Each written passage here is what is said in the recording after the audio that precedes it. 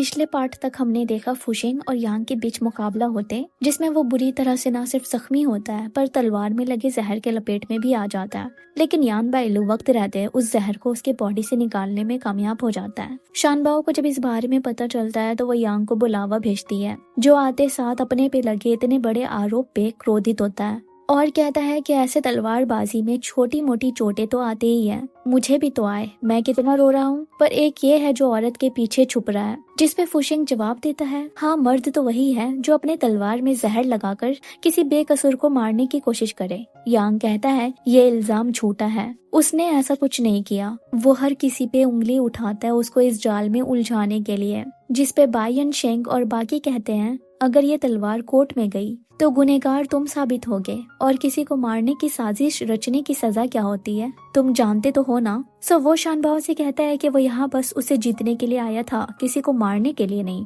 उसे जरूर फंसाया जा रहा है, जिसपे यान कहता है तो इसका मतलब तुम अपनी तलवार की हिफाजत नहीं कर सकते, तो शानबाओ और रोंग खानदान की क्या करोगे। फुशिंग कहता है शानबाओ से रोंग और यांग के कारोबारी ताल्लुकात है, आप मेरी वजह से उसे खराब ना करें, मैं मान लूंगा कि आज कुछ हुआ ही नहीं। वो भी यांग से बोलती है अगर बात उनके फैमिलीज कनेक्शन की नहीं होती तो अभी इस मामले को वो खुद सॉल्व न कर रही होती। ये सुनकर यांग बोलता है मिस रोंग, अगर आपने फैसला कर ही लिया है केवल एक तरफा कहानी सुनने की तो मुझे इससे ज्यादा कुछ नहीं कहना। पर वो उसे बिना फुशिंग से माफी मांगे जाने नहीं देती, सो वो भी उसे सॉरी बोलकर चला जाता है। बाहर से ही ये सबके मजे ले रहा होता है और यांग अपना सारा गुस्सा अपने नौकर पे निकालता है और वो बेचारा यान के पैरों पे गिरकर उसे अपने मालिक के जुल्म से बचाने की रिक्वेस्ट करता है। जब वो यांग को रोकता है तो वो कहता है कि इसी ने फुशिंग से सांप छोड़ने का बदला लिया है। वहीं उसकी एक्टिंग अभी भी जारी होती है, जो शानबाओ को देखने से ज्यादा ही ओवर हो जाती है। वो उसके करीब आकर बोलती है तुम एक लोमड़ी की तरह चालाक हो, ऐसे ही यांग दिंग चेन को खुद को नुकसान पहुंचाने तो नहीं दे सकते, इसीलिए मुझे अपने जख्म दिखाओ। वो कहता है मैंने आपके लिए अपनी जान पे खेला और उस कांटे को आपकी जिंदगी से निकाला और आप मुझे ही पे शक कर रही है। वो कहती है जो भी हो मुझे देखना है, पर वो खुद को छुपा रहा होता है और इसी टान घसीट में शानबाओ उस पे गिर जाती है। तभी डॉक्टर आ जाते हैं, जिसे वो मरीज को फिर से चेक करने को बोलती है। तभी उसे और बाकी लड़कों को मैडम रोंग का बुलावा आता है, सो अपने साथ फुशिंग को चौंगसी हॉल लेकर आती है। पहले तो वो अपनी दादी के सामने सफाई पेश करती है कि फुशिंग का इतना ध्यान रखने का कारण बस यही है कि अभी उसका कोई अपना पास में नहीं है। वो भी कहता है कि इसी कारण यांग उससे जलने लगा, पर वो ये भी बोलता है कि यांग ने उसे सबके सामने चैलेंज किया था। वो इतना बेवकूफ तो नहीं है कि जहर मिलाकर सबकी नजरों में आ जाए। इसके पीछे कोई और है जो अपना रास्ता साफ करना चाहता है, मुझे और यांग दोनों को हटाकर। मैडम रोंग यांग और हेई को उनके नौकर के साथ बुलवाती है। साथ में यान बाइलो भी होता है, जो यांग के नौकर को सच बताने को कहता है जो उसने उसे बताया। वो बोलता है कि उसे हेई के नौकर ने अपनी मीठी मीठी बातों में फंसाकर तलवार कुछ वक्त के लिए अपने हाथ में ले लिया था। हेई अपना सच सामने आने पे भी मुस्कुरा रहा होता है और मैडम रोंग से कहता है कि वो ही है सबके पीछे, क्योंकि वो इस घर का दामाद बनना चाहता है, इसके लिए कुछ भी करना पड़े वो तैयार है। जिसपे शानबाओ बोलती है ये किसने कह दिया सब दावेदारों के एलिमिनेट होने पे, मैं तुम्हें अपना पति बना लूंगी। फुशिंग भी आग में घी डालता हुआ बोलता है जो अपने किए पे जरा पछतावा नहीं दिखा रहा बल्कि उस पे नाज कर रहा है, उसका किरदार कितना काला होगा। क्या यही है हेई खानदान की असलियत? अब समझ आ रहा है तुम्हारा हीची चाय सबसे पीछे क्यों रह गया। ये सुनते ही हेई उसका गरेबान पकड़ लेता है, यान उसे दूर हटाता है। शानबाओ आगे आकर फुशिंग की केयर करने लगती है। ये सब देख रही मैडम रोंग फैसला सुनाती है, हेई और यांग को टी सेरेमनी अटेंड करने के बाद यहाँ से जाना होगा। यांग शानबाओ से कहता है कि ये उसके साथ गलत हो रहा है, जिसपे वो बोलती है तुम हेई के बारे में सब कुछ जानते हुए भी उसके साथ रहे, ये तुम्हारी गलती थी। वो अपने चेम्बर जाते टाइम सभी मेट्स को जाने के लिए कहती है और अकेले में फुशिंग जो अब भी एक्टिंग कर रहा होता है उसे लात मारकर गिरा देती है और कहती है जब तुम हेई के बारे में सब कुछ जानते थे तो मुझे क्यों नहीं बताया और मुकाबले में उतरे ही क्यों। वो कहता है कि उसने फाइट से पहले एंटीडोट ले लिया था जिससे चोट ज्यादा सीरियस नहीं हुआ। उसने ये सब वेन के लिए किया ताकि ये दोनों परेशानी खड़ी करने वाले लड़के हमेशा के लिए यहाँ से निकल जाएं और आपको भी थोड़ा सुकून मिले। पर मैडम रोंग ने उन्हें सेरेमनी तक रोक लिया उनके प्रेस्टिजियस फैमिली से होने की वजह से। वो बोलती है कि आज तक वो उसकी तरह फरेबी से नहीं मिली, क्योंकि उसके सच में झूठ और झूठ में सच मिला होता है। यहाँ तक कि उसे उसके चोट भी झूठे लगते हैं। वो कहता है कि मेरे चोट आपने खुद देखा, ये झूठ कैसे हो सकते हैं? मैंने सब आपके लिए किया लेकिन आप ऐसे कर रही हैं। अपनी मासूम सी आंखों से देखता है और हाथ बढ़ाता है ताकि शानबाओ उसे उठाए, तो वो भी उसकी मदद कर देती है। वो उसके कानों में बोलता है, ये दोनों तो गए, अब आपके रास्ते में कोई नहीं है, इसलिए जिसे मर्जी अपने लिए चुन सकती है। वहीं मैडम रोंग यान बाइलू पे फ्रस्ट्रेट नजर आती है क्योंकि वो अब तक शानबाओ को अपना चार्म दिखा नहीं रहा, जबकि बाकी मारने मरने पे तुले हुए हैं। वो बोलता है, अगर मैं सच में शानबाओ के लिए अच्छा साथी हूँ तो मेरे कुछ ना करने पे भी वो मेरी तरफ खींची चली आएगी, पर अगर ना हुआ तो मैं चाहे जो मर्जी कर लूं, एक पत्थर को पिघला नहीं पाऊंगा। वही है जो यहाँ शानबाओ को हासिल करने नहीं बल्कि बदला लेने आया है, क्योंकि उसकी फैमिली रोंग के हाथों अपना सारा बिजनेस हार गई और खुद शानबाओ ने उसे चाबुक दिखाते हुए बोला कि अब से वो इंचार्ज है बिजनेस की। सो अगर बदला लेने का इतना शौक है तो उसके पास आए, ना कि उसकी दादी को परेशान करे। अभी वो बागीचे में आया होता है, यांग उसका पीछा करता है। सोंग यीफान जो है की मदद कर रहा है मिस यान को बागीचे में जाने नहीं देता, बल्कि सीधे बेडरूम में लेकर आता है। शानबाओ एक बुरे ख्वाब से उठती है और उसकी गट फीलिंग बताती है कि कुछ तो गड़बड़ है। सो वो अपने 300 साल पुराने टी ट्री को चेक करने जाती है। वहीं यूनवान जो जुगनू पकड़ रही थी यांग से जा टकराती है। वो उसे अंधी और ना जाने क्या क्या कहने लगता है। तभी जल्दी से यूनवान की दाया उसे मिस रोंग कहकर ले जाने लगती है। ये सुनकर यांग उन्हें जाने नहीं देता और उसकी दाया को पकड़कर सवाल करने लगता है, पर यूनवान उसके पैर पे मारकर वहां से उनके साथ भाग जाती है। पीछे एक ब्रेसलेट पड़ा मिलता है जिसे वो पहन लेता है। शानबाओ उससे पूछती है यहाँ इतनी देर होने का कारण। वो बताता है कि वो हे का पीछा कर रहा था, पर पता नहीं अचानक से वो कहाँ गायब हो गया। शानबाओ जब दरख्त के पास पहुँचती है तब सारे गार्ड्स बताते हैं कि यहाँ कोई नहीं आया। तभी उसे याद आता है, अगर कोई उनकी टी सेरेमनी खराब करना चाहता है तो एक और जगह है जहाँ हेई जा सकता है, और वो है कुआं, जो टी किंग ट्री के पानी का मेन सोर्स है। हेई उसमें जहर डाल रहा होता है। तभी फूशेंग आकर उसे पकड़ लेता है और अपने हाथ में छुपा रहे शीशी दिखाने की मांग करता है, पर वो बोलता है खुद ही आकर देख लो। जैसे ही पास आता है तो वो उस पे हमला करने लग जाता है। दोनों की फाइट होती है। तभी शानबाओ आ पहुंचती है और हेई को गार्ड्स पकड़ लेते हैं। हेई हंसते हुए कहता है कि उसने तो जहर दे दिया, सिर्फ उसके पास इसका एंटीडोट है, लेकिन वो शर्त रखता है कि वो ये उसके साथ रात बिताने पे ही देगा। ये सुनकर फूशेंग उसकी टांग पे इतनी जोर से मारता है कि वो अपने घुटने पे आ जाता है। शानबाओ सबसे रियासत के कुएं सील कर आने को बोलती है और बाहर से इरिगेशन के पानी लाने का ऑर्डर देती है और हेई को वैसे ही बंधा छोड़ देती है। थोड़ी देर बाद तेज बारिश होने लगती है। हेई उसी हालत में पड़ा रहता है। शानबाओ फुशिंग को बताती है ये पेड़ कोई मामूली नहीं है। हर साल उसकी दादी सभी लड़कियों से पर्सनली टी प्लकिंग और प्रोसेसिंग करवाती है और ये चाय सीधे किंग को पेश किया जाता है। ना सिर्फ इतना बल्कि उसकी दादी खुद आज से 3 दिनों तक उस पेड़ के नीचे बैठकर टी एंसेस्टर्स को श्रद्धांजलि देंगी। अगर आज फुशिंग जरा भी देरी करता हेई को पकड़ने में तो ना जाने कितना बड़ा मसला हो जाता। सभी किसानों की मेहनत में पानी फिर जाती। हेई फैमिली ने खुद रोंग वालों के लिए अच्छी नीयत दिखाई और अपने बेटे को यहाँ पे भेजा, तो उसकी दादी भी इस मौके का फायदा उठाकर 2 खानदानों के बीच की दुश्मनी खत्म करना चाहती थी। लेकिन किसे पता था हेई इतना बुरा इरादा लेकर यहाँ पे आया। अगर आज वो कामयाब हो जाता तो हेई और रोंग खानदान की दुश्मनी इससे भी ज्यादा खराब हो जाती। फूशिंग कहता है कि जैसे कि सब आपको टी बोन कहते हैं और जब भी टी किंग ट्री पे कोई मुसीबत आती है आप सबसे पहले सेंस कर लेती है, इसलिए मुझे लगता है ये सेरेमनी भी अच्छे से हो जाएगा। वहीं बंधे हेई के पास यूनचू आती है एक ऑफर लेकर।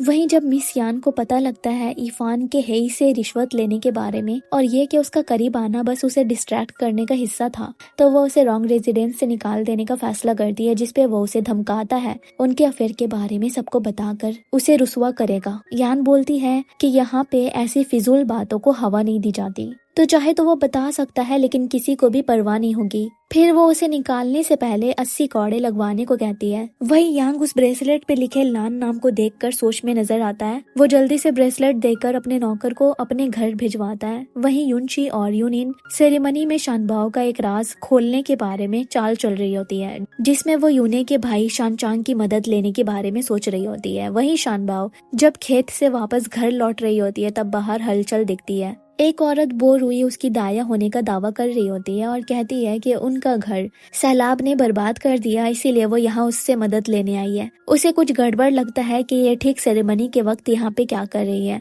इसलिए उनके इतने गिड़गिड़ाने पे भी खामोश रहती है। वहीं वेन को चिंता है कि शायद फूशेंग उसके शानबाओ को हासिल करने के रास्ते में आ रहा है, पर वो यकीन दिलाता है कि ऐसा कुछ भी नहीं है और अभी तो उसे यान बाइलो से ज्यादा बच के रहना चाहिए, जिसे मैडम रोंग ने पर्सनली शानबाओ के लिए चुना। तभी वो उसे फिक्र में अपने चेम्बर की तरफ जाता देख उसके पीछे पीछे आता है और वो उसे जेड पेंडेंट देकर बोरुई पे नजर रखने को कहती है, क्योंकि वो अभी इस काम के लिए उसी पे भरोसा कर सकती है। वहीं सांचांग बोरुई के रहने का इंतजाम कराता है और उन्हें बहुत सारा ड्रिंक करा देता है ताकि उनके मुंह से कुछ ऐसा निकले जो शानबाओ के खिलाफ एक बड़ा सबूत बन सके। वो नशे में बताती है कि टी बोन वो होता है जो चाय की क्वालिटी को देखकर ही बता सके, इसीलिए तो रोंग फैमिली से सारे ताजिर और किसान उनकी सलाह मांगने के लिए आते हैं, यहाँ तक कि आंख बंद करके भरोसा भी करते हैं। पर ये कला शानबाओ में रातों रात नहीं आया, क्योंकि ये उसे गॉड गिफ्टेड नहीं मिला था। जब वो 4 साल की थी तब उन्होंने ही मैडम सू, जो बाओ की माँ थी, उन्हें आइडिया दिया और उन लोगों ने उसे छुपाया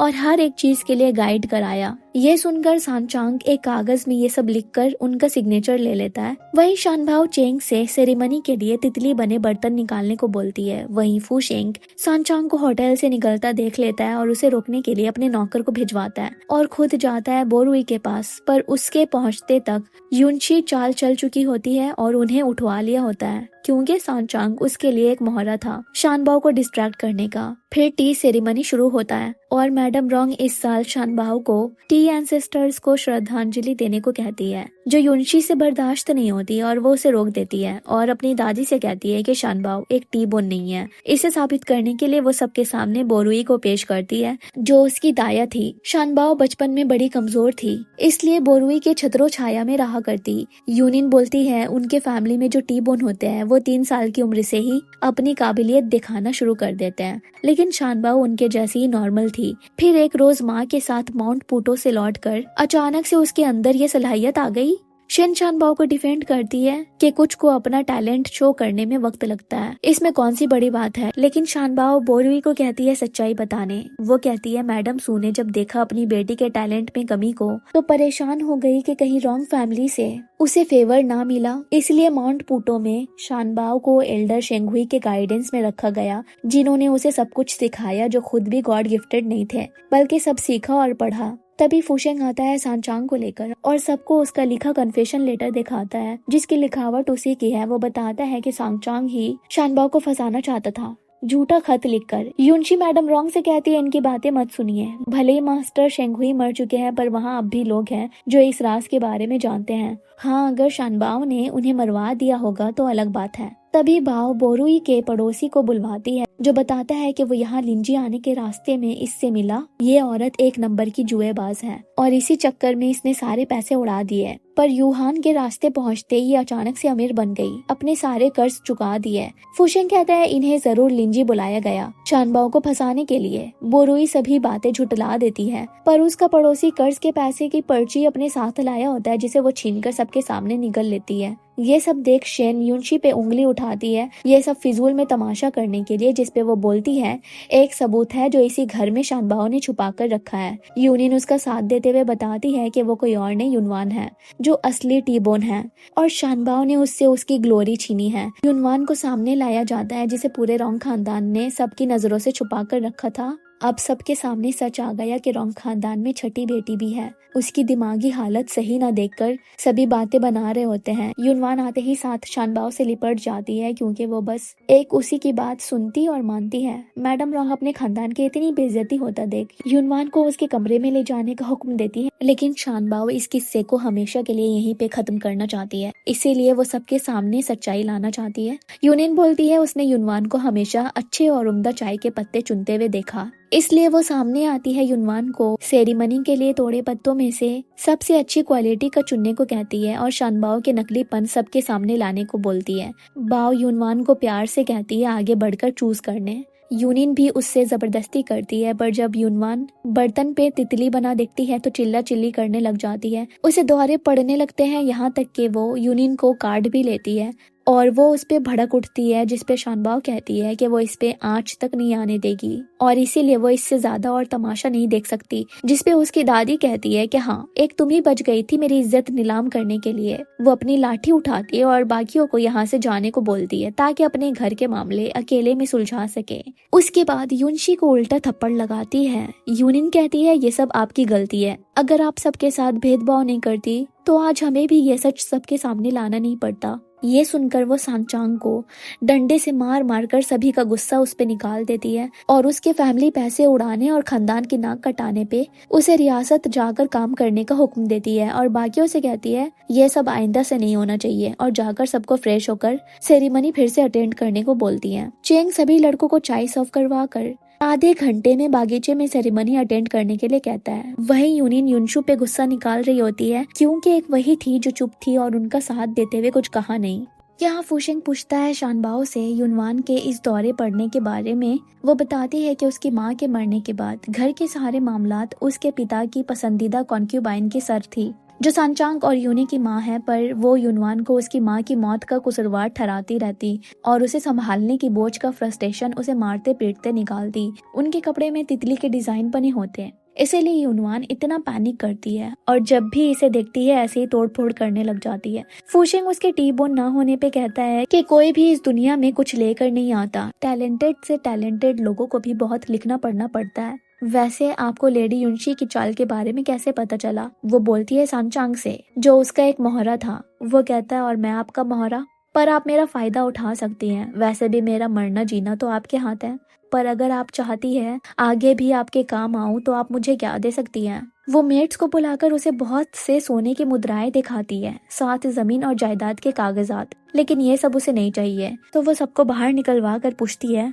तो फिर क्या चाहते हो? वो बस उसकी तरफ देखता रहता है, जिसपे शानबाओ कहती है हिम्मत कैसे हुई तुम्हारी, जाओ यहाँ से। वो बोलता है कि ये उसकी दिली ख्वाहिश है इसीलिए उसने कह दिया, लेकिन वो इस गुस्ताखी की माफी मांगकर वहाँ से जा रहा होता है, पर शानबाओ उसे रोक कर कहती है जाकर उसका बाहर इंतजार करने बाकी के लड़कों के साथ। फिर सेरेमनी दोबारा से शुरू होती है और शानबाओ की दादी उसे दावेदारों में से एक को चुनने को कहती है। उसे यान, वेन, बायनशेंग और फुशेंग में से एक को चुनना था और वो फुशेंग की तरफ मुस्कुराकर आगे बढ़ती है, पर यांग उसे लान के ब्रेसलेट दिखाकर कहता है जल्दबाजी में फैसला ना करे। सो इस वार्निंग को वो इग्नोर नहीं करती और उसे अपने हस्बैंड के लिए चूज कर लेती है, जिस पे सभी हैरान होते हैं और फुशेंग दुखी।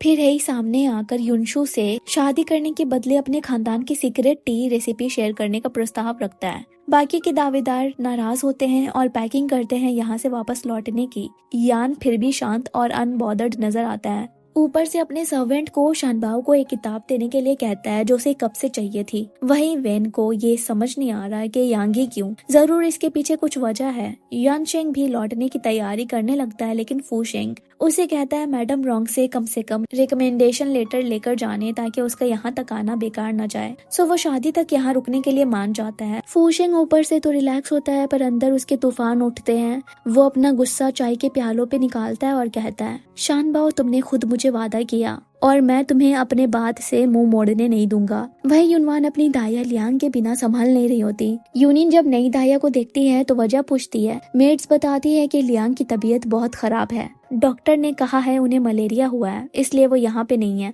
यूनिन दिन आती है शानबाओ के चेम्बर उसे कहने कि उसे सब पता है, इसलिए वो बाकियों को भले ही बेवकूफ बना ले पर उसे कभी नहीं बना सकती, जिसपे वो उसे वार्न करती है दोबारा उसके खिलाफ गई तो उसे ना सिर्फ इस घर से निकाल देगी बल्कि उसका नाम रोंग खानदान से भी हटवा देगी। वो कहती है कि उसे भी शौक नहीं है उससे कोई रिश्ता रखने और अपनी बहन मानने का। इससे बेहतर तो युनशी लगती है जो एटलीस्ट उसे अच्छे से ट्रीट करती है। तभी वेन आता है। ये सब देखकर शानबाओ से कहता है तुम्हें तो पता है ये बचपन से ही अपनी सौतेली माँ के भड़कावे में आ जाया करती थी और अब युनशी के इशारों पे नाचती है और उन्हें सगा और तुम्हें दुश्मन समझती है। सच में ये बहुत ही बेवकूफ है, इसलिए इसकी बातों को दिल से मत लगाना। वो कहती है कि वो उसके इस इखलाक का जिम्मेदार किसी और को नहीं सिर्फ उसकी बेवकूफी को ठहराती है। फिर उससे यहाँ आने की वजह पूछती है। वो बोलता है कि उसे जानना है आखिर उसने यांग को ही क्यों चुना। वो कहती है कि उसकी शादी से उसका कोई लेना देना नहीं है, सो ये सवाल का जवाब भी देना वो जरूरी नहीं समझती। पर वो बोलता है मैं जानता हूँ तुम जरूर किसी मजबूरी में ऐसा कर रही हो, जब तक मैं सच ना जान लूँ यहाँ से नहीं जाने वाला। जिसपे वो कहती है कि यांग को चुनना उसका फैसला है, अब इसका जो भी परिणाम होगा वो उसका खुद सामना करेगी। बागीचे में वो यांग की इस जुर्रत के बारे में सोच सोच कर हाथ में लिए फूल पे सारा गुस्सा निकाल देती है। वो वहाँ फुशेंग को झाड़ियों के आसपास फेंस लगाते देखती है। वो बताता है ये प्लांट्स को जंगली पौधों से बचाएगा और ये इससे जल्दी मुरझाएंगे भी नहीं।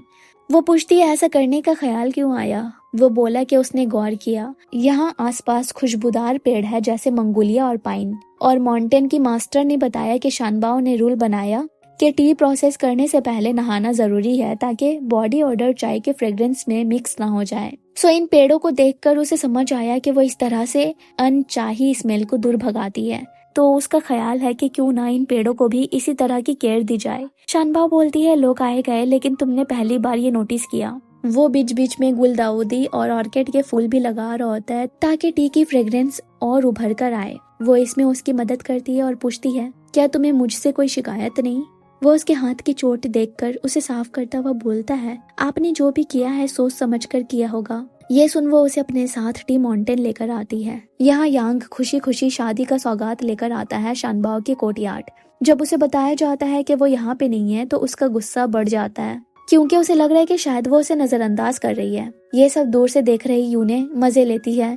वहीं बाओ फुशेंग के साथ आई होती है अपने टी प्लांटेशन पे जहाँ के कुछ पौधों की पत्तियां अच्छी क्वालिटी की नहीं आ रही है। सो वो आज इसे ठीक करने वाली है। तभी यान बैलू आता है जिसे मैडम रोंग ने उसकी मदद के लिए भिजवाया है। वो दोनों इसी सिलसिले में डिस्कशन कर रहे होते हैं और चेंग फुशेंग को ताने कसता हुआ बोलता है लोगों को अपनी औकात नहीं भूलनी चाहिए क्योंकि एक ही स्टेटस के लोग ही साथ रह सकते हैं, इसलिए कुछ लोगों को अपनी चादर से ज्यादा पैर लंबे नहीं करने चाहिए। वो बोलता है वाओ तुम्हें अपने बारे में कितनी अच्छे से पता है। फिर शानबाओ से माउंटेन टॉप जाकर बैक हिल में नए टी प्लांटेशन के बारे में याद दिलाता है और कहता है कि अगर वो लोग अभी इस काम के लिए नहीं गए तो आज वो काम रह जाएगा। सो वो आई और उसके साथ चल देती है और पीछे यान पे पौधों को ठीक करने की जिम्मेदारी छोड़ देती है और चेंग को यान के साथ ही रुकने को कहती है। यान तो शांत है पर उसका नौकर हर बार की तरह इस बार भी फुशेंग से क्रोधित नजर आता है और उसे बुरा भला कहता है, जिसपे यान उसे ये सब बोलने से मना करता है।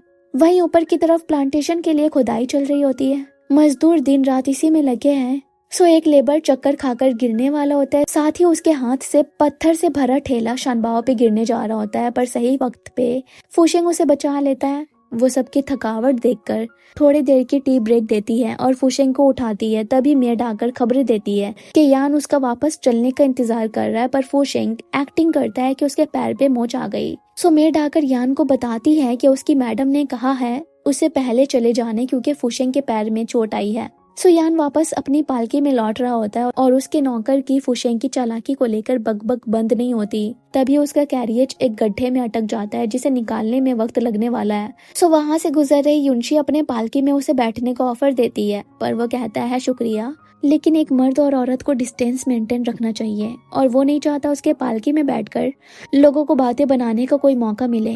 सो वो उसे कुछ केक देती है ताकि वो इंतजार करते हुए बोर न हो, पर वो बोलता है कि उसने पहाड़ में ही खाना खा लिया था, इसके लिए पेट में जगह नहीं। जिसपे युनशी कहती है आपको अपनी इज्जत की इतनी परवाह है, मुझे ऐसे नजरअंदाज कर रहा है जैसे कि मैं कोई जहरीली नागिन हूँ, आपको डस लूंगी। वही शानबाओ को वापस लौटते ही यांग की खबर मिलती है जो उसके चेम्बर से वापस जा ही नहीं रहा, पर वो पहले आती है अपनी दादी के पास जो उसे कहती है मैं तुम्हारे फैसले के अगेंस्ट नहीं जाना चाहती थी, पर तुम्हें ये तो सोचना चाहिए यान और रोंग खानदान के बीच के ताल्लुकात कितने गहरे हैं और यान बाइलू में बुराई ही क्या है। उसे छोड़कर तुमने यांग को चुना। अगर तुम मर्द होती तो मैं तुम्हारी दोनों से शादी करा देती, लेकिन एक औरत को आंख और दिमाग खोलकर चुनाव करना चाहिए।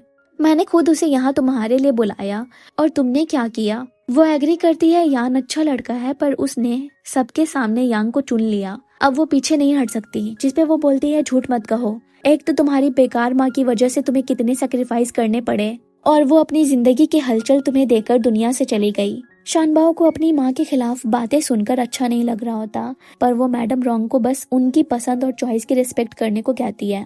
उसकी दादी इशारे में चेतावनी देती है कि अगर वो नहीं तो उसकी बहन में से कोई तो उनके इरादे को पूरा करेगी, तब उसके साथ जो होगा उसकी जिम्मेदार वो खुद होगी।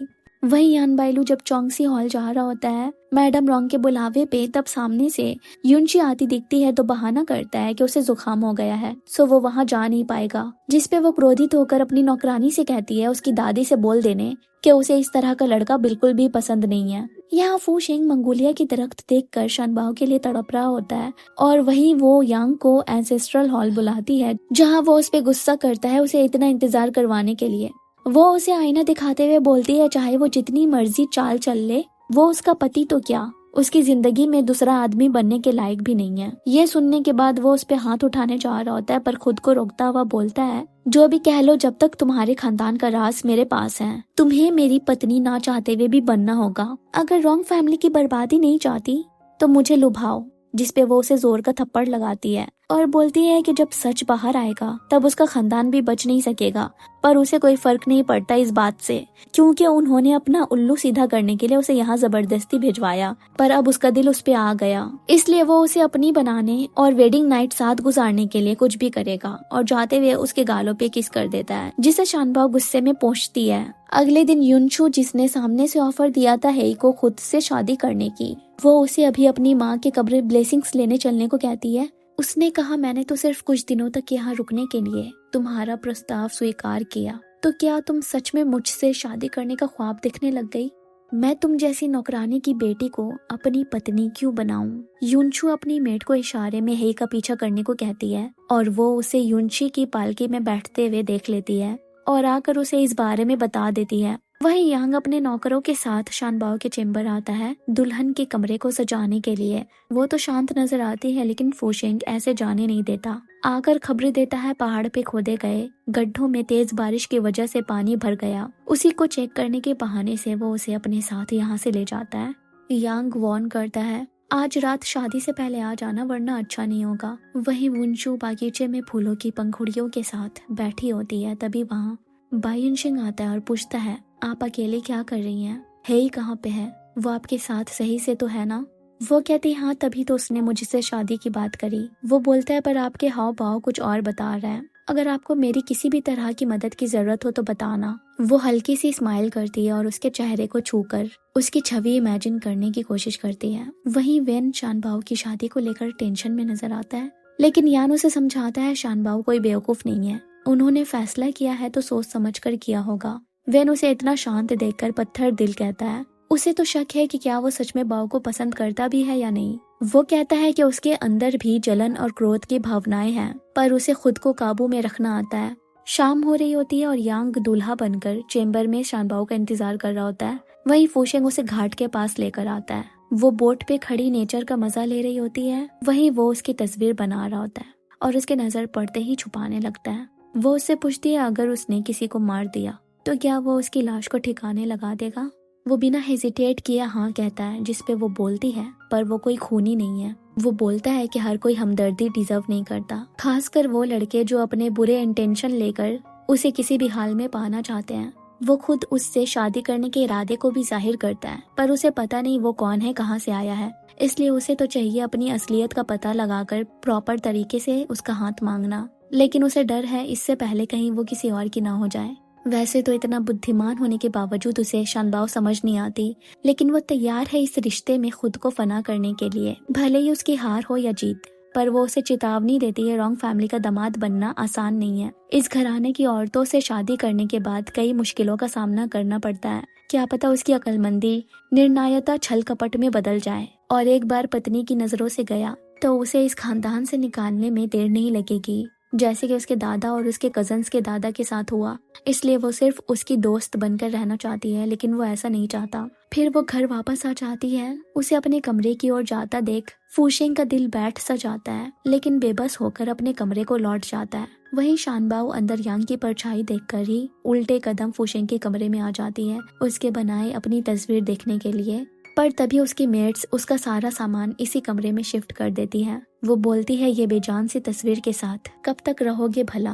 क्या कहते हो आज तुम्हारे साथ रहकर तुम्हारे सारे खालीपन को दूर कर दूं?